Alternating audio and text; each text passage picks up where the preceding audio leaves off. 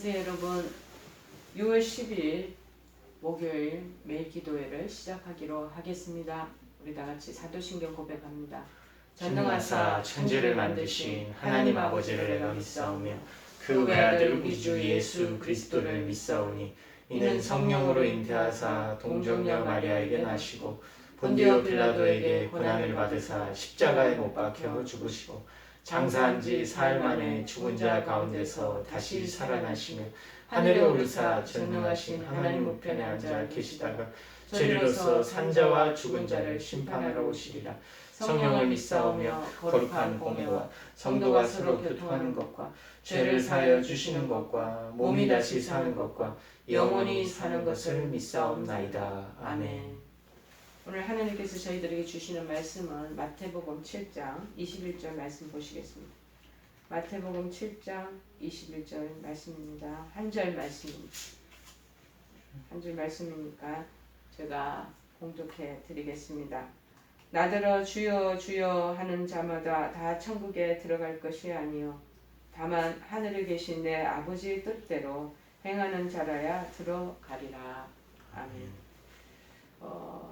누가 천국에 들어갈 것인가? 오늘 제목입니다. 누가 천국에 들어가는가? 그런데 주여 주여 하는 자마다 다 천국에 안 들어간다니까 그럼 누가 들어가는 건지 우리가 궁금하지 않겠습니까? 오늘 이 말씀의 제목을 가지고 잠깐 기도의 설교를 삼아 보시겠습니다. 오늘 본문에서 예수님은 제자들에게 말씀을 주시죠. 다 나더러 주여 주여 하면서 부르는 자마다 천국에 들어갈 것이 아니고 다만 단서가 있잖아요. 하늘에 계신 내 아버지 뜻대로 행하는 자라야 들어간다. 우리 천국에 시민권을 가진 사람인데 이 들어가는 사람이 있고 안 들어가는 사람이 있다라고 우리가 생각하고 있으니까 깜짝 놀라고 어쩌면 혼돈이 가져올 수 있는 오늘 말씀입니다. 왜 그렇습니까? 그것은 우리가 바울 서신서들은 이런 등에서 오직 믿음으로 구원을 얻는다고 하는 내용하고 조금 여기에서 비껴난 내용이 되니까 조금 혼돈이 있지 않겠나 그런 마음이 듭니다. 오직 믿음으로만 구원을 얻는다고 한 말씀은 사도행전 16장 31절에도 이렇게 기록되어 있잖아요. 주 예수를 믿으라 그리하면 너와 내 집이 구원을 받으리라 그렇게 또 말씀하셨고 로마서 1장 17절에도 그렇게 기록되어 있습니다. 복음에는 하나님의 의가 나타나서 믿음으로 믿음에 이르게 하나니 기록된 바 오직 의인은 믿음으로 말미암아 살리라 함과 같으니라. 오직 의인은 믿음으로 말미암아 산다고 얘기를 하고 있거든요. 그리고 로마서 10장 10절에도 이렇게 기록되어 있습니다. 사람이 마음으로 믿어서 의에 이르고 입으로 신하여 구원에 이르느니라. 그러면 다 끝난 거 아닌가? 그렇게 생각을 우리가 하고 있습니다. 그런데 오늘 본문에서는 마치 행함으로 구원을 얻는 것처럼 묘사되어 있기 때문에 혼선이 오는 거죠. 따라서 우리는 오늘 본문이 1절과 같은 주님의 말씀에 대한 바른 이해를 해야 될 필요가 있습니다. 우리들이 그렇게 할 때만 교리적인 이 혼돈을 피할 수가 있고 우리들이 그러면은 믿음 안에서 행할 바를 깨달아 잘 걸어갈 수 있기 때문이 아니겠습니까? 우리 천국에 다 들어가는 줄 알았는데 다 못 들어가고 다만 하고 뒤에 이 조건부가 이렇게 달려있단 말이에요. 행할 때만 아버지의 뜻대로 행하는 자만 들어간다. 다 못 들어간다 라는 말에 조금 아들짝 놀라는 그런 우리의 심경의 그런 변화가 있습니다. 첫 번째 구원은 우리가 오직 믿음으로 말미암는다는 것은 명백한 사실입니다. 성경에서 분명히 다 명시하고 있습니다. 모든 사람 다 죄인이라는 것이죠. 로마서 3장 23절에 그렇게 말합니다. 모든 사람이 죄를 범하였음에 하나님의 영광에 이르지 못하더니 모든 인류의 100%가 다 죄인이고 죄를 범하였기 때문에 하나님 앞에 가까이 나가지 못하는 사람들이라는 거예요.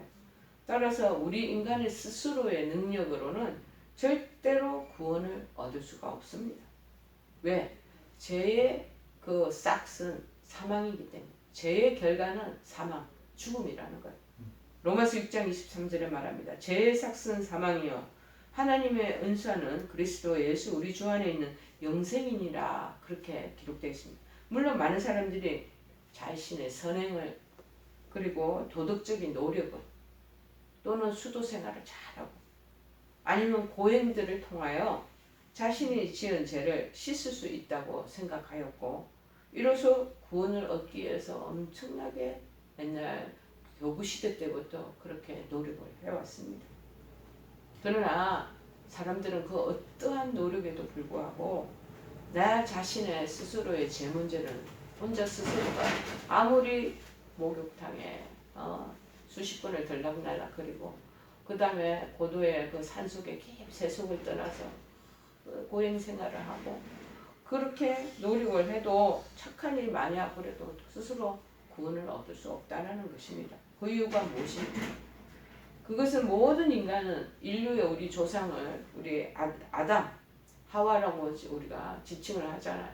아담으로부터 흘러나온 원죄를 다 우리는 물려받았기 때문이라는 것이죠. 역사적으로 볼 때 또 우리는 죄짓지 않았던 사람이 없었듯이 누구나 다 범죄를 저지르기 때문이라는 것입니다. 따라서 죄인들이 스스로는 하나님 앞에서 자신의 죄 문제를 이거 해결할 수가 방도가 없다라는 것입니다. 자, 결국 사람에게는요 하나님 앞에서 자신의 죄 문제를 해결해 줄 어떤 구속자가 필요하는 거예요. 자, 그 구속자로 말미암는 그 구속자의 의를 힘입어서 그래서 구원을 덧입어서 구원을 받아야 된다라는 사실입니다. 자, 우리가 구약 시대 제사를 지내는 그 제사를 지내는 지금 오늘날 예배와 같은 거죠. 제사법에 보면은 뭐 흠없는 어린 양이나 그 다음에 소나 그 다음에 여러 가지 가축이나 동물 이런 것들을 통해서 만약에 이스라엘 백성이 죄를 지었다. 그러면 지성소에 가서 그 자기의 죄를 안수해가지고 그 동물에게 다 전가를 시키잖아. 그리고 지성소에 들어가서 그거를 껍질 다 벗겨서 피 흘리게 하고 그리고 난 뒤에 그거를 태워서 이제 죄를 회개를 받는 시절이 있었습니다. 그런데 인간이요 한 번, 두 번이 아니라 이거를 수백 번, 수천 번을 하면서도 죄를 금지하는 그 마음이 또 그러한 인간이 없다라는 것이죠. 그렇기 때문에 안 되겠다 해서 하나님 보다 못하셔서 정말 구속자, 당신의 아들, 독생자 예수님을 이 땅에 보내시는 거죠. 그리고 그 예수 그리스도의 의를 힘있게 해서 누구든지 예수 그리스도를 받아들이고 영접하기만 하면 그 의가 우리 안에 들어오게 되는 거죠. 그걸 깨끗하게 그때부터 죄가 씻음 받게 되고 하나님의 자녀로 하나님의 의를 힘입어 자녀로 우리가 인침받게 된다는 것입니다. 또 구속자의 구속의 효과를 그렇게 덧입기 위해서는 우리 안에 죄에 가지고 있는 속성을 지금 죄의 옷을 입고 있단 말이에요.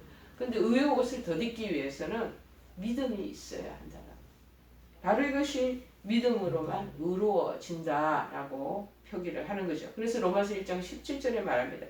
복음에는 하나님의 의가 나타나서 믿음으로 믿음에 이르게 하나니 기록된 바 오직 의인은 믿음으로 말미암아 살리라 함과 같으니라. 그렇게 말하고 있습니다. 이 믿음으로만 의로워진다는. 자, 그래서 복음의 말씀을 받아들이면 그 복음의 말씀을 통해서 우리에게 믿음이 다시 한번 장착될 수 있다. 의가 장착될 수 있다라는 것을 말씀하고 있습니다. 이에 따라서 구원을 얻을 수 있다는 구원의 진리가 이 복음의 말씀 속에 내포되어 있는 것입니다. 따라서 내 행위로 인간의 어떤 행위로 구원을 얻으려고 하는 자는 결국에는 다 멸망할 수밖에 없는 그런 상황이 발생하는 것이죠. 자, 구원은 그래서 오직 믿음으로 말미암아 복음의 말씀을 통해서 의가 들어오면 그때부터 우리는 죄인이 아니라 의인으로 칭함받고 하나님의 친자녀, 친백성이 된다라고 말씀하고 있습니다. 그리고 그런데 구원받은 자들의 그 믿음에는 반드시 믿음 이후에는 행하는 마음이 따라야 된다라는 것이죠. 오늘 본문에서 예수님은 거짓 선지자들에 관한 경고를 제자들에게 들려주시면서 오직 하나님 뜻대로 행하는 자라야 구원을 얻는다 라고 말씀하십니다. 그러면 이 말씀이 의미하는 바가 무엇이겠습니까? 우선 이 말씀은 하나님의 뜻을 행함으로 구원을 받는다는 생각하는 그 말뜻은 절대 아닙니다. 하나님 뜻을 doing하는 것으로, 행동하는 것으로 구원을 받는다고 하는 의미는 절대 아니고, 다만 주여 주여 하면서 자신이 예수님을 믿는 척 하더라도 만일 삶에 참된 열매가 없다고 한다면 그 믿음은 거짓이다. 그러한 거짓 믿음을 가지고는 결단코 구원을 얻을 수가 없고, 야고보서 2장 17절에는 이와 같이 행함이 없는 믿음은 그 자체가 죽은 것이다. 그렇게 말하는 거예요. 사실 현실적으로 볼 때요, 예수를 믿는다고 믿고 지금 교회를 다닌다고 하면서도 삶의 열매를 맺지 못하고 있는 사람들이 너무나도 많습니다. 여러분, 이 주님을 잘 따라가고 구원의 그 하나님 뜻을 따라서 잘 살아가는 사람들은요, 그 저절로 빛 가운데 있게 되고 빛의 열매가 맺혀지게 되어 있습니다. 그러니까 삶의 열매가 나타나는 거죠. 자, 우리가 포도나무나 사과나무 농장에 보면은 그 가지가 그 잘 접붙여 있으면 저절로 가을 되면은 열매가 주로 지금부터 열매가 조금씩 생기기 시작해서 나중에는 열매가 아주 거대하게 열려지고 우리가 그 수확된 여러 가지 과실들을 먹고 좋아하게 되잖아요. 그리고 붙어 있기만 하면 돼. 예수 그리스도 안에 붙어 있고 하나님의 은혜 안에 우리가 잘 그 길을 따라만 가면 안에서 나오는 그 수액들을 공급받아서 자연적으로 열매가 맺혀진다라는 것이죠. 그래서 에베소서 5장 8절에는 그렇게 말합니다. 너희가 전에는 이제 죄인이었잖아. 어둠이더니 어둠이었다고 이제 표현을 하는 거죠. 이제는 주 안에서 우리가 의를 힘입고 빛이 되었다는, 어둠과 빛과 완전히 이게 구분된 것을 지금 메타포를 얘기하잖아요. 그래서 빛의 자녀들처럼 행하라. 그래서 9절에 빛의 열매는 어떤 거냐? 모든 착함과 의로움과 진실함이 있다. 착하고 의롭고 진실함. 이것이 빛의 열매라. 물론 그 중에는 아직 믿음 생활을 우리 교회 안에 보면은 신앙생활을 시작한 지 얼마 안 된 초보 신앙인들도 있습니다. 얼마 되지 않았기 때문에 그 열매가 겉으로 잘 드러나지 않아 보이는 사람들도 물론 있겠지요. 그러나 그러한 사람일지라도요, 분명 내면의 변화는 일어납니다.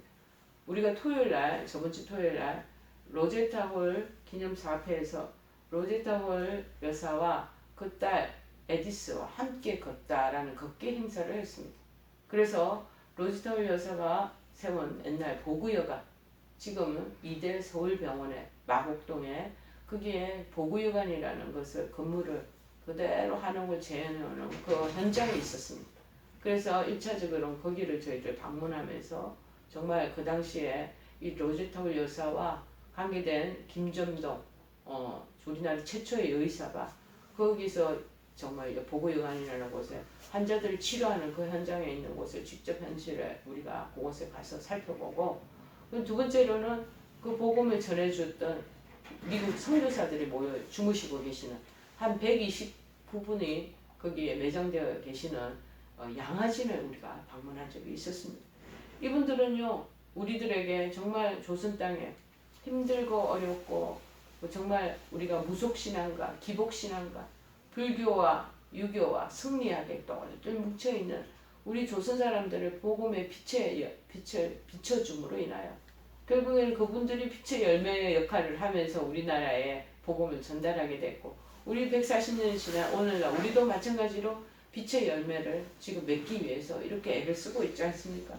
빛의 열매는 모든 착한 거 의로운 거 진실함이 다 있다는 것이.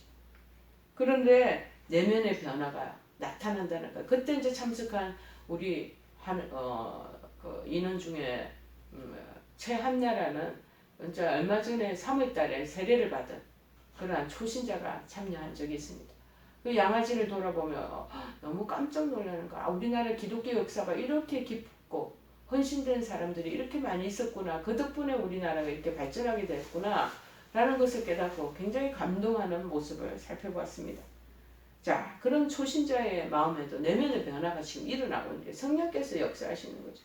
그리고 그러한 사람은 신앙이 점점 자라면서 분명 신앙의 열매가 맺혀지고 그 선한 행위로 모든 사람 앞에서 빛과 소금의 역할을 하게 되는 것이라고 저희들은 믿습니다.